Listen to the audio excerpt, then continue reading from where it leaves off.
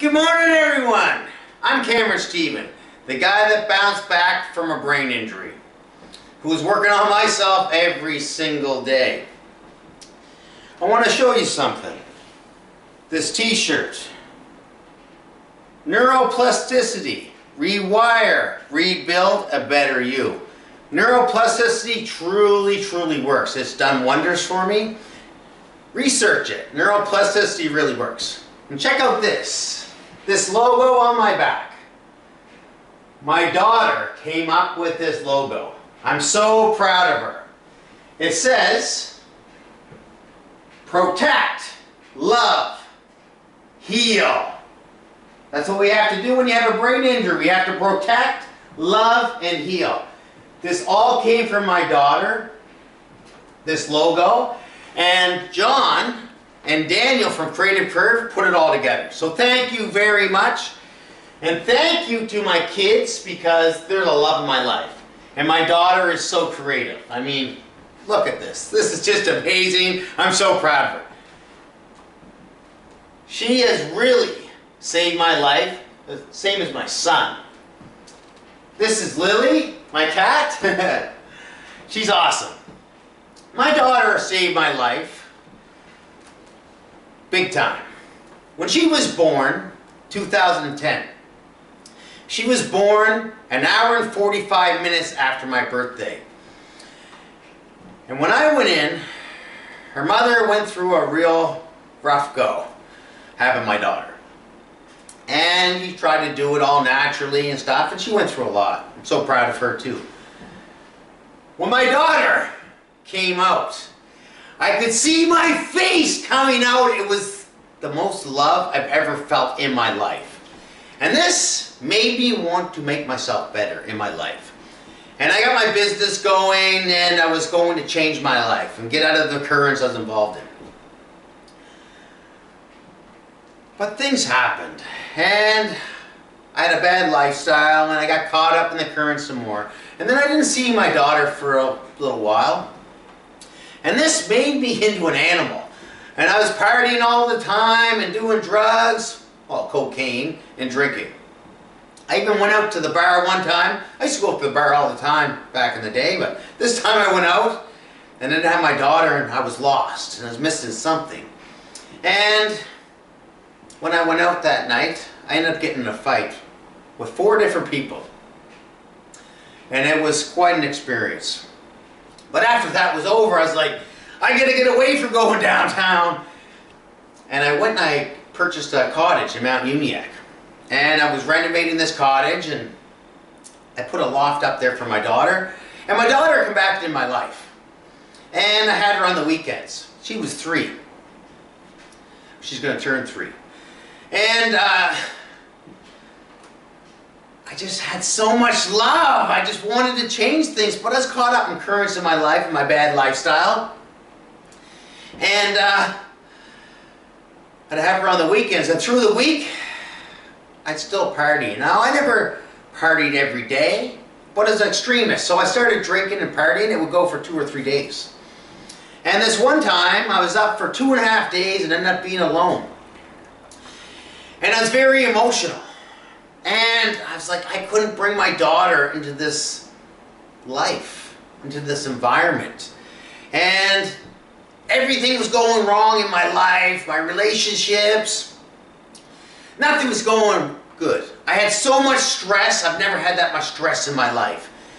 It was unbelievable. And I went into the woods. And I was very emotional. And I wanted to change my life. And I got on my knees and I looked up in the sky. And I asked the universe to change my life, to get away from the currents I was involved in, to take care of my daughter, to take care of my family, be the best version of myself. I said a lot of things. And the next day, you know, come out of your spin and away from your hangover and different things, and you go on back with your life, just trying to finish my cottage and just life, and you're not even thinking of nothing.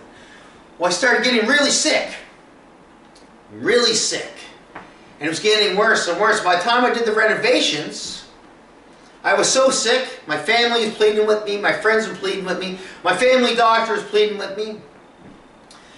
And I was a stubborn person. You had to break my finger in order for me to go to the hospital. And I went because I actually felt like I was dying. And when I went, they told me I had pneumonia. They took some x-rays and they gave me a prescription. So I went on my way and I was just getting so weak. No strength. I had the chills. I had the sweats. Terrible, terrible feeling. And it was getting worse. Every day was getting worse. I actually felt like I was going to die. And I went back again. I got sent home.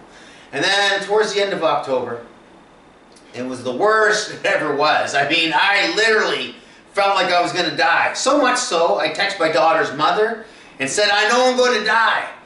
And a friend drove me to the emergency. And I went in and I said, I don't complain. There's something seriously wrong with my body, to the doctor.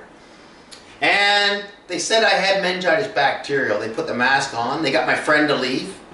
I guess it's very serious and dangerous. I didn't know at the time. But they gave me these spinal taps, these big needles in your back, and you can't move an inch. Not very comfortable. And after that was over, they came back and saying I had meningitis viral. Said that you're going to be really weak to go home and let it take its course. Well, I left, and I was very frustrated. I was very weak. I didn't know at this point in my life, but apparently I had a tumor that was breaking parts off in my body that was poisoning my bloodstream. So I just kept getting worse and weaker. Felt like I was dying more. And my daughter's birthday is November 17th, and my birthday is November 16th. So when it came time for her birthday, we're having it at Hatfield Farms. Great place for kids to have a birthday party. Awesome. Well, I drugged my butt there because the love for my daughter, now she's back in my life. It didn't matter how sick and weak I was going. So I went, and a friend of mine that came up from Spring Hill and brought his 2 kids, he seen me, he said, Cameron, you don't look good. And my family said I didn't look good, and I literally felt like I was dying. Well, the birthday party was a success. All the kids had fun. And then my friends wanted to have a birthday for me down at the cottage, and I agreed. And everybody's down there, and I just had to go to bed. I mean, I was way too weak, even though I know I had the bad lifestyle, and I had that pull in me sometimes, but I was way too sick. So I went to bed. And after that, every day was getting worse. And by the time I hit November 20th, I was scared to death to be alone. I had so much fear, and I wasn't a person that had fear. I was not scared of anything in my life. Like, I really wasn't. And I was terrified I was going to die. And I had a friend staying with me, and she was looking after me. And I had the shakes, and I had the chills, and I had the sweats. I had diarrhea. I had every bad feeling you can imagine. I actually felt like I was going to die any minute. And I had to go to the bathroom, and I got off the couch, and I stumbled to the bathroom. I used the washroom, and I stood up. And my body just started to shake and shake and shake. And I had this warm feeling of warm water going down the back of my neck. And boom, I hit the ground. And I shit my pants. And when I came to, my sister was there. And she wasn't there when I started getting sick. She was there when I come out of this being knocked out. And then I blacked out and blacked in and blacked out. And then I came to again. And the paramedics were there. And they were trying to put me on a stretcher. Now, I don't know if anybody's almost drowned before, but this felt like I was drowning. Couldn't get no oxygen. It was so scary. And I passed out again. Now, I lived at the bottom of a hill, the bottom of a mountain, on this cottage right on a lake. 70-80 stairs at the top. Well, when I came to again, I was at the top of the hill, in the ambulance, and I was kicking, I was fighting, I was trying to stay alive, and I couldn't breathe. And they were trying to put a ventilator in my mouth. And they thought they were going to have to cut a hole in my throat. And I got one gasp there. Oh! They put the ventilator in, and I passed out. And the rest is what my family told me. I was 39 years old, I went into that emergency. And I had a heart attack, 3 strokes, 5 seizures, and a deflated lung. And they couldn't figure out what happened, and then they found that I had a 3.8 centimeter tumor that was attached to my heart that was causing all the problems. Well, they induced a coma, and the doctors did an MRI me. And they told my family that I would be lucky to move my head left or right. I'd probably be paralyzed, blind, and not be able to feed myself. That's not good news for my family or my friends. I was an extremist. I bungee jumped, I skydived, I lived in every city in Canada. I thought I was invincible. And so did a lot of people, I'm sure. So here I am, in a coma, and people are thinking I'm going to be in a wheelchair, eating out of a straw for the rest of my life. I can't imagine the suffering people went through when I was in the coma. I was knocked out. I didn't know. There came a point where the doctors had said, he has no brain activity, let's take him off life support and let him take his course. Well, my family decided not to, and thank my family, thank the universe, thank my grandma, because 5 weeks later I got a green light. And they could remove the 3.8 centimeter tumor attached to my heart. Now I went into the operating room in a coma, but I experienced some pretty crazy things when I went there. And Dr. Legary and his team really helped me through that process. But God, the universe, and my grandmother helped me with that purpose as well. And I'm very, very thankful, and thank Legary, and thank the universe, and thank my grandmother, thank Legary's team, because everybody got me through. And after I succeeded with that surgery, and I hadn't had a body experience, I went into the ICU. And everybody had shadows over their faces. I went in the ICU. I caught the worst infection imagined. I had needles up my arm, sweating like crazy, shaking like crazy, the chills. I usually ran around 200 pounds, 195 pounds, and I was down to like 145 pounds, fighting for my life again. And life seemed impossible again. But I beat the infection, and I started getting myself better. And I went from one wing to another wing, to another wing. People started to come. There's a lot of people that were there to help me. There's a lot of other people that were there to try to take advantage of me. I had my cottage broken in. I had people tell me it was somebody when it was someone else that I didn't find out for years and years and years. So I had a lot of drama that came when I come through this, and I survived. And life seemed impossible. I mean, I was like a man in a child's body. Everybody knew it, but I didn't. I was very confused. I couldn't process, I couldn't understand information. I couldn't see anybody's face. I couldn't see details. My memory was affected. My filters were affected. I had so many things I didn't even know what it was. But I was a boss and I was a leader, and I had a big ego. So my ego was trying to get me through this nightmare that I was going through. And I got good enough that I went to the rehabilitation center. And I got good enough at the rehabilitation center, I went to my sister's. And I wasn't there long, and I mean, I have an ego, and I had a lot of friends that were coming around and stuff, and it was just better for me to go. So I left to try to live my own life, and when I went down there, life was hard enough. But now, with a brain injury and several disabilities that you had no idea what they are, life is a nightmare. So what do? You try to jump back into your old lifestyle. I mean, everything's attached to your nervous system. So I went and tried to live my own life. And it seemed impossible. Impossible. I really didn't think I was going to get out of that storm. But I found a way to dance in the rain. And I started walking in nature. It was the love of my daughter. My son wasn't born yet. The love of my daughter just helped me to keep going forward. That things happen for a reason. So no matter of all the people that helped me, thank you very much. All the people that stole from me, thank you very much. All the people that manipulated me to help me and to hurt me, thank you. Because everything happens for us to learn and grow and make us stronger. It truly does. I know, because I've asked for this to happen to me. So what can I complain about? So then, as I'm rebuilding myself and separating myself from my friends and my acquaintances, I knew that this happened to me for me to go down a different path. So I started walking in nature. I started hitting the bags, and I started exercising. I started eating fish and vegetable. Well, they help you to heal. I mean, fish processes better through your body. Vegetables are good for your healing. I didn't know anything. Nobody could tell me anything. I couldn't research anything at this point in my life. My vision was too bad. So I was doing what I knew to make myself better. And that was try to change my pathways from my bad lifestyle. That was listening to Anthony Robbins. That was listening to The Secret, listening to The Hero.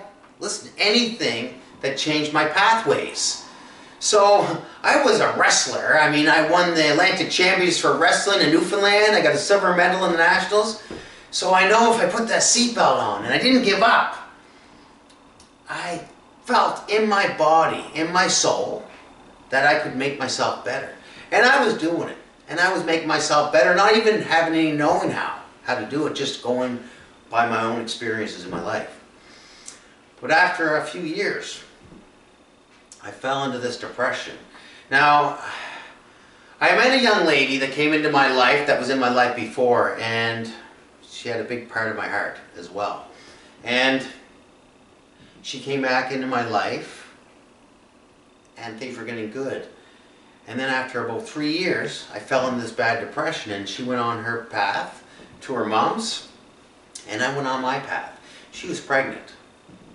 And I fell into this depression, and everything was coming at me. Like I didn't even know what was happening to me. My emotions, I didn't understand myself. I didn't understand my brain injury. Anybody with a brain injury knows that nobody understands. Not even someone with a brain injury doesn't understand the person with a brain injury, because they're all different. The same as family and friends, nobody understands it. So I was completely lost in this depression. And I started having these floodings. And when I have a flooding, it's like when your brain is damaged, right? When you have a concussion, when you have your brain injury, these different things happen. But when you have these disabilities, you pick up other things as well. So I'm like a very sensitive person. I'm like an empath, a little bit stronger. And sometimes I don't know where emotions are coming from. So I've had all these things coming at me, and some things I didn't even understand. And I started having these floodings, and what happens is you have this emotional breakdown, and you just have a flooding. You flood out all emotions. And all your past comes back. It's horrible. It just knocks the crap out of you. And this started happening to me more and more and more. To the point it was starting to happen once every week. And this went on and on for months. Until the guy across the street from me committed suicide. And then I was like, wow, I started understanding things. And I went through a real crazy experience that was beautiful. I had a spiritual awakening. I experienced some crazy energy. It was, everything that went through it was worth it, because I had a little bit of understanding of why these things happen. Then I fall back into this crazy, crazy depression right after the guy committed suicide. And this was the craziest thing that I went through that I can't even talk about. But guess what? I got through it. It doesn't matter how many times you fall down, you pick yourself up. Look at a baby. A baby falls down, picks himself up or her up, right? So whenever you have trauma or anything that happens in your life, you can always pick yourself up. Do not give up. Never give up. Because I went back on my routine, and I started getting into this neuroplasticity and understanding that, and started making that work for me. Getting the meditation. The meditation helped me get through this depression and all this stuff. So it really helped me to understand myself. And then you have to get on the internet and research things. So I researched things to get a knowing. Because at the end of the day, my daughter and my son are the most important in my life. My daughter was born an hour and 45 minutes after my birthday. We're both Scorpios and you're the Tigers. Very, very special bond. My son was born on December 27th. The day I survived and everybody thought I was going to die when I went into the surgery was December 27th. He was born 3 years later, December 27th. Did things happen for a reason? Yes, they do. For us to learn and grow. And the love for them has helped me do these speeches. Everything that's happened to me has helped me make these speeches. They keep me up and pick me up and get me to focus on trying to help people, because this all happened to me for a reason. It helped me to understand my true self. We all have the power within ourselves. We just have to find it and find our purpose and know what it is. My kids are my purpose, and I love them very much. We got to keep on going, no matter how bad the storm is, right? Pick yourself up. Now, on Monday, I had another flooding that I haven't had for 2 years. And this flooding had something to do with my emotions. And this happens to me sometimes. What hadn't happened to me in 2 years, what happened to me 2 years ago is I went to a seminar at Dalhousie. And it was a seminar for caregivers and people with brain injuries, doctors. And when I went to the seminar, it was a great experience. I learned about the Colombo technique and some other things that kind of helped me to understand things that have happened to me. And people started telling their story at the very end. And one was talking about, this lady was talking about her mother, and very, very emotional. There was someone talking about their son. There was people talking about people that they loved that went through these experiences and how emotional it was. And people were getting a little emotional. Well, with me, I had a flooding. So I just started bawling, uncontrollable. I just can't stop crying. Same as I went to a funeral years and years ago. And this time I really didn't understand myself. And I bawled for like an hour and a half, and everybody thinks there's something wrong with you because you can't control yourself. Well, that's why I can't go to funerals, because I cry too much. It's my near-death experience and my brain injury. Both of them together, this happens to you. So I didn't go 2 years. I think I'm invincible. I'm on my routine. I'm meditating. I listen to Dr. Joe Dispenza, Greg Braden, Bruce Lipton, trying to understand myself. And I had another flooding on Monday, right? And I felt hopeless. And things bother you more and different things happen. But guess what? You gotta pick yourself back up! On Thursday, I'm giving this speech to help people, to pick yourself up. No matter how bad that storm is in your life, you can always flip the script.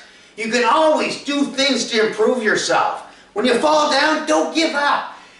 If you eat too much chocolate, or you eat too much sugar, or you hurt someone's feelings, or you, whatever happens in your life that makes you feel like things are impossible, 1 inch at a time, pick yourself up. Get on your routine and start rebuilding yourself. Because we all have a purpose. And our purpose is to help, is to learn and grow, to be the best version of ourselves.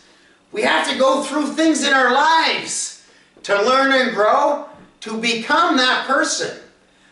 I'm going to keep on trying to make myself the best I can for me and for my kids. Because they're amazing, they're beautiful, I love them so much, and our kids are our future. Check out my webpage, www.cameronsteven.ca, or give me a call, 902-414-5655. Let's heal together!